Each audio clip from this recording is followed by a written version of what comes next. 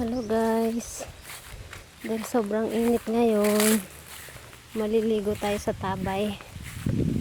Diyan, itong dadaanan natin sa likod ng Kawayan, papunta dito sa Tabay. Sobrang lamig ng tubig, maliit lang ngayon yung tubig niya kasi matagal-tagal na rin na hindi umuulan ng malakas, pero yung tubig niya fresh siya.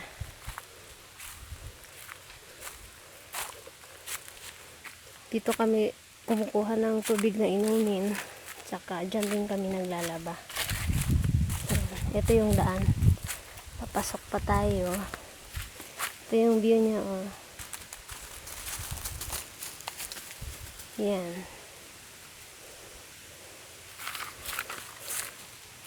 daming damo.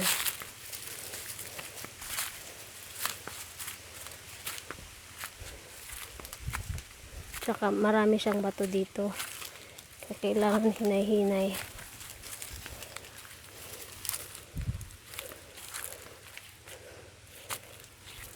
Yan siya.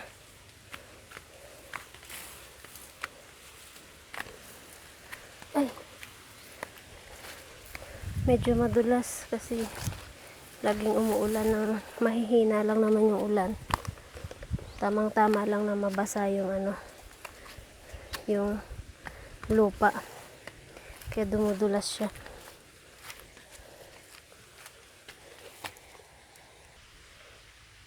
Bali ito yung paligid ng tubig. Yan, malapit lang to sa kalsada,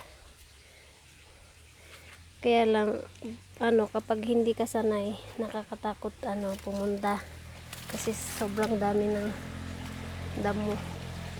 Ito siya, oh, running water, yan siya. Yan, kapag malakas ang ulan, malaki din yung tubig dito, umaabot hanggang dito sa yan, hanggang dyan sa mga bato, umaabot dyan. Ngayon hindi naman lumalakas masyado yung ulan, permanente lang siyang ganyan. Ito, dyan siya nanggagaling sa loob.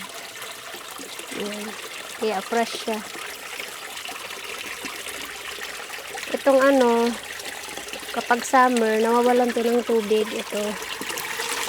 Pero kung umuulan, yan, lagi siyang meron ng tubig. Dito kami kumukuha ng inumin. Yan. Pag summer, dyan siya dumadaan lang sa ilalim ng tubig.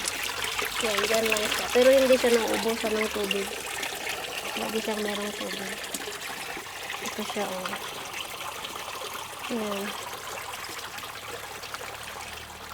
Yan, running water siya.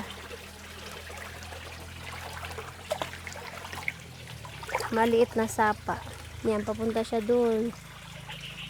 Na yun, masyado ng makapal ang damo. Yan ang view niya, oh. Dali yan. Ito, pwede rin tayo dito dumaan. Yan, sa unahan ng aso ko. Meron din diyang daan, pero sobrang putik. Tapos meron siyang ilang pirasong bato. Kailangan mag-balance ka pa para hindi ka madapa. Yan siya yung daan, oh. Papakita ko sa inyo. Yan. Yan, ganyan siya. May tubig kasi siya, kaya madulas. Yan, ayun, doon siya, yung daan na yun, yan, makikita nyo naman. Papunta na yun sa kalsada. Papunta dito, oh, sa kanan. Yan. Yun, bali marami na siyang niyog at saka saging. Kalsada na yan siya. Yan, isa may poste, kalsada yan. Hindi lang natin makita ngayon ng kalsada kasi madaming damo. Yan. Tsaka ito, marami siyang gabi. Yung gabi na ginagawa sa Tabirak. Ginataang halo-halo sa Manila. Yan. Ito yung kanyang view. Lipat naman tayo dito sa other side para makita. Yan. Yan siya. Very fresh ang tubig. Sobrang sarap ng tubig niya. Tsaka siya, pinag-aralan yung tubig niya. Safe siyang inumin. Meron pang isang lugar dito, ipapakita ko sa inyo next time. Medyo malayo dito. Ano siya, alkaline yung tubig niya. Medyo malayo lang dito sa ano. Mga ano pa siguro to, mga half kilometer, ganun. Or mga ganun siguro kasi mga ano din batuhan din yung dadaanan. Dito ako maliligo ngayon. Yan, malapit dyan sa tubo. Hindi nang ng tubig niya, oh.